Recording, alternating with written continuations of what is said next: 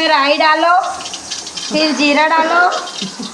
बस तो ये बस હવે રોટલી इसके अंदर रोटली ना कच्चा કરીને નાખી દો। પછી એને સાતડવું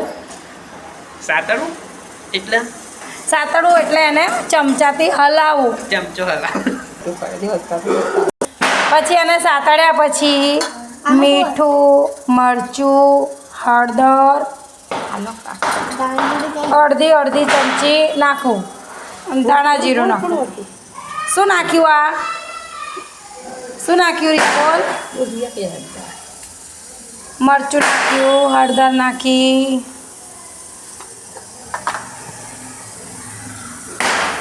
પછી મીઠું નાખ્યું સ્વાદ અનુસાર,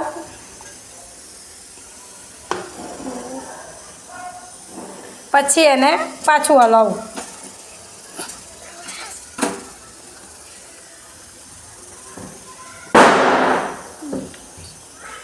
પછી એમાં સેજ ખાંડ નાખવી।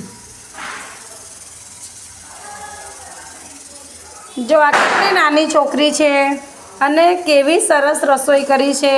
તમે એના હાથની રસોઈ ખાઈને જો કેવી ટેસ્ટી રસોઈ બનાવે છે। એના પછી ચમચો હલાવો।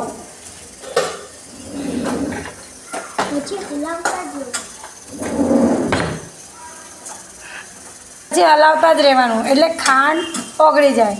અરે એવું નહીં પપ્પા, હા મરચું બધે ફેલાઈ જાય। હા, મરચું મીઠું બધું મિક્સ થઈ જાય। કંઈ ઓછું લાગે તો નાખી દેવાનું।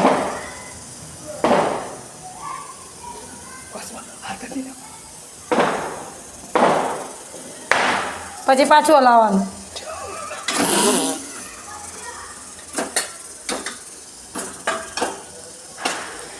પછી આ વઘારેલી રોટલી કેટલી ટેસ્ટી, કેટલું ટેસ્ટફુલ ટેસ્ટ આવે છે આનું। જો હવે આ રોટલી વઘારેલી રોટલી તૈયાર થઈ ગઈ છે। હવે એને ડીશમાં સર્વ કરવાની। જો કેવો કલરફુલ લાગે છે, ટેસ્ટી, કેવું મોઢામાં જોઈને પાણી આવી ગયું ને। હાલો ખાવા માંડો। 7 વર્ષની છે। શું નામ છે તારું? રિયા। કેટલી મસ્ત રસોઈ કરે છે, કેટલી નાની ઉંમરમાં કેટલું સરસ રાંધે છે। જોયું ને તમે? તમને આ વિડીયો ગમ્યો હોય તો લાઈક અને કમેન્ટ કરજો।